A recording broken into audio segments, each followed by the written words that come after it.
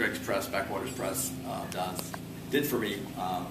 I started writing in 1988 or so. I started writing some longer poems. And I want to read two longer poems. This first one, I don't read it very much because it's somewhat difficult to read. It's called The Arrangement. We had to do it only this way. Somehow it came to pass. Somehow I was in the room where the crib in the corner sat. This is my one strong memory of him as a child. And it was Friday night or Saturday. I had this infatuation for Pepsi or Coke and Wise potato chips in a bowl, which carried still, even at 9:30, the smell of onions and the smell of vinegar. Why did I not object? I didn't. Nobody did.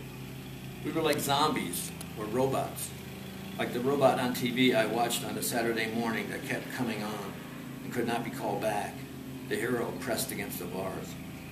It was the 50s, 1954 or 55. Out on the back drive, we had my dad's green 49 Chevy with the visor and the wide white walls Dad scrubbed every week to make them shine. The arrangement was simple. We would both go to bed at the same time. I remember the hall light being turned off, and then I would begin my vigil, lying there in the dark, my brother in his crib, lying there, not speaking. Did he even know how to speak? Lying there, calming my breathing so I might hear over the sound of it, the sound of his. I could not go downstairs until he was asleep. Could not watch TV with Mom and Dad until Jeff was out for the night. And every second, waiting in the dark, I was missing something. My heart pounded in nervousness. My favorite shows were Paladin and Gunsmoke. I think Paladin was on first. I remember the loud drum beat or sudden crash of music when he presented his card. Wire Paladin, San Francisco, I think it said. And I wondered if his first name was Wire. Did we ever hear his name? He had an imperious air, a cultivated style. Among the gangsters of the cowboys' towns, he seemed the only gentleman, the only one who had been to school, and could quote famous authors, as I was learning to do, and was kindly toward women when all the bad guys grabbed them and carried them off screaming. He had a black horse, I think, and was dressed all in black, with a hard black hat with its cord under his chin. Did he wear it back on his shoulders sometime? I cannot remember. And he carried a tiny Derringer, which always saved the day. I think I got a cap gun model of it. Did we sell it at my dad's auction last summer? Was that what it was? And why it looked familiar. And he always won. To draw on the bad guys, no matter how many, and shoot them all while drums pounded, announcing the finality of it all, and how it was right, as if the heavens themselves thundered. Then say goodbye to the innocent and true school teacher and the fresh-faced kid I knew I was like in a town that did not exist. He was always leaving at the end of the show to get back and be ready for the next grand foray, the next episode in a West that never existed, spouting poetry on a set that always looked the same but different too. How I never tired of his eloquence. And sat there in the dark with my eloquent father, eating greasy, salty chips, staring at the screen. We never argued with the show, never disagreed with the outcome, never wasted a bit of sympathy on anybody's shot. If you were shot, you were out. One bullet off in your direction, and you sprawled off your horse and went down in the dust. There was no blood. Nobody was ever grievously wounded or twitching. The dead died quick and went numb, like putting nails into boards in my father's shop. A neatness, a completion, without remorse, without error. Paladin never shot the wrong man or overreacted. He failed to see the extent of the problem.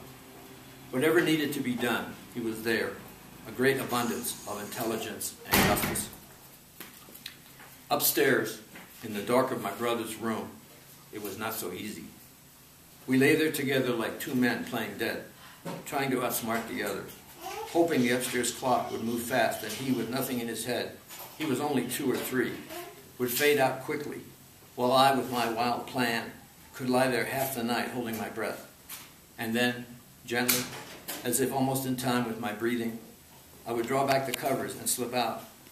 I would stand by my bed, afraid he had heard me, then tiptoe out the door and down the hall. Emboldened if he did not call, I would pick up my pace to meet the stair tops and their treachery. Each step on the way down bore unseen terrors. Each one was loose and creaked, but you could walk on them if you could land just right, or if releasing a creak, stand there a minute or two to represent the natural settling of the house. Night sounds we all gloss over. Did I ever make it down without Jeff calling? Hearing the TV sound so busy in the living room, though there was only Mom and Dad, it seemed a wondrous party was taking place.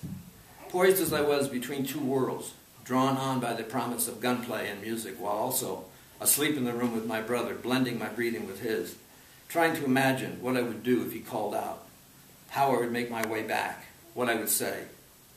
My usual story was something like I had to go to the bathroom, and I would make a great to-do of rattling doorknobs, peeing, and flushing loudly so that he might be reassured. Then to return to my bed to begin over. On nights when I was almost down, sometimes I'd hear the music of my shows and know they were on, would stand there in exquisite pain, feeling them slip away, their whole vast logic and mission, which I was now missing, and would have to do without them for another week. A whole long week to be gotten through. And was it possible? Before I'd have another chance. Sometimes I made it all the way down, and would be welcomed like some hero for my exploits, hogging the chips in the salad bowl, hearing the fizz of my Pepsi poured over the ice, and pull my feet in slipper socks or feet pajamas up with me together on the couch before Jeff would appear in his sleeper with feet rubbing his eyes. What a wonderful blend of emotions that was. Surprise and joy to see the sleeping son emergent from the dark. I see him grabbed by my father and hugged to him. Embarrassment mixed in, to be so caught with me among the adults. I would have to go back with the tips of my fingers greasy, back to that ruse again, that long struggle. I don't remember it well. Cannot remember how the process changed, how the terms evolved. He had only to catch me once downstairs in the living room to puncture the myth, and so would lie there coiled and cocked all night like the hammer of a gun, waiting for me to make my move. And so it came to pass that Father installed a lid on Jeff's crib. How then he could not get out, even though he knew, and so to lie there half the night and kick the lid with all his might. I don't remember it, and I am ashamed to talk of it, but it was the 50s, and we were without help. No Wire Paladin or Matt Dillon came to our rescue.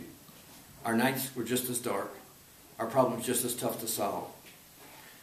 My father cut the board, a big piece of paneling, which slipped inside the crib with leather straps put through holes he drilled to tie the slatted sides. Maybe he even installed grommets to keep the rawhide from breaking through. How long it took to bring us to this point, I never knew, or whether I ever pretended again. I think I did, to lie down with Jeff in his room, and how he would go to sleep, and then, arising to sneak out.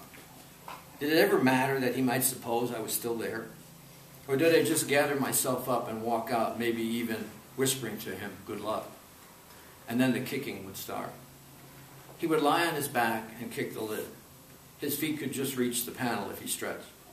I never saw him do it. Presumably, he kicked and cried until cried out, exhausted, he fell asleep. Maybe Father or Mother would go up later and remove the lid and brush his wet hair from his face. It was just this week I thought of this. It came to me suddenly driving to school. I don't know why. Jeff died at 25. It's 15 years now since his death. He lies on his back in a cemetery a few miles from our house. If he cries out, no one can hear. Our Father lies beside him in the dark.